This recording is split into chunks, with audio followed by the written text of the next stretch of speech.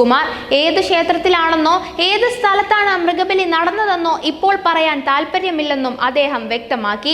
രാജരാജേശ്വര ക്ഷേത്രം എന്നല്ല, രാജരാജേശ്വരി ക്ഷേത്രം എന്നാണ് താൻ പറഞ്ഞത്. മൃഗബലിയും യാഗവും നടന്നു എന്നതിൽ ഉറച്ചു നിൽക്കുന്നു. ഒരു ക്ഷേത്ര വിശ്വാസിയുടെയും വികാരം വ്രണപ്പെടുത്താൻ താൻ ഉദ്ദേശിച്ചിട്ടില്ല.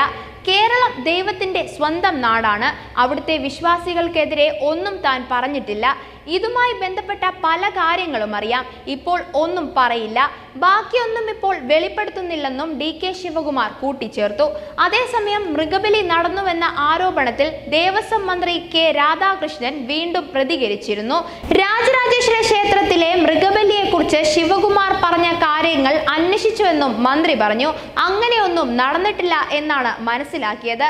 വേറെ എവിടെയെങ്കിലും നടന്നിട്ടുണ്ടോ എന്നും അന്വേഷിക്കുമെന്നും മന്ത്രി കൂട്ടിച്ചേർത്തു.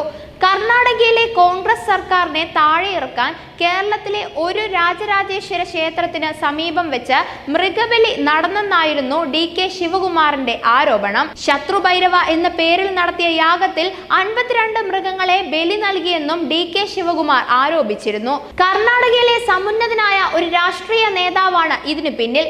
ആരാണ് ഇത് ചെയ്യിപ്പിച്ചത് എന്ന് തനിക്ക് നന്നായി അറിയാം. പക്ഷേ താൻ ദൈവത്തിൽ വിശ്വസിക്കുന്നുവെന്നും ഇതൊന്നും ഏൽക്കില്ല എന്നുമായിരുന്നു DK ശിവകുമാർ പറഞ്ഞത്. കർണാടക സർക്കാരിനെ അട്ടിമറിക്കാൻ ക്ഷേത്രത്തിൽ മൃഗബലി അടക്കമുള്ള പൂജകൾ നടന്നു എന്ന് പറഞ്ഞ DK ശിവകുമാറിന് ഭ്രാന്താണെന്ന് CPM സംസ്ഥാന സെക്രട്ടറി MV ഗോവിന്ദൻ. തളിപ്പറമ്പിലെ രാജരാജേശ്വര ക്ഷേത്രം ഇന്ത്യയിലെ തന്നെ ഏറ്റവും പ്രധാനപ്പെട്ട ഹിന്ദു ക്ഷേത്രങ്ങളിൽ ഒന്നാണ്.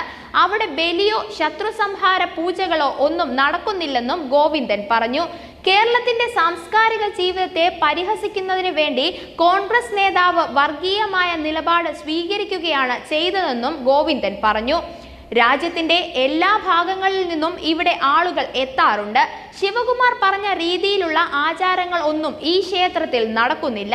അവിടെ അത്തരം തോന്നിയാസങ്ങൾ ഉണ്ടെന്ന് ശിവകുമാർ പറഞ്ഞാൽ ഭ്രാന്ത് എന്നല്ലാതെ എന്താണ് പറയുകയെന്നും ഗോവിന്ദൻ ചോദിച്ചു.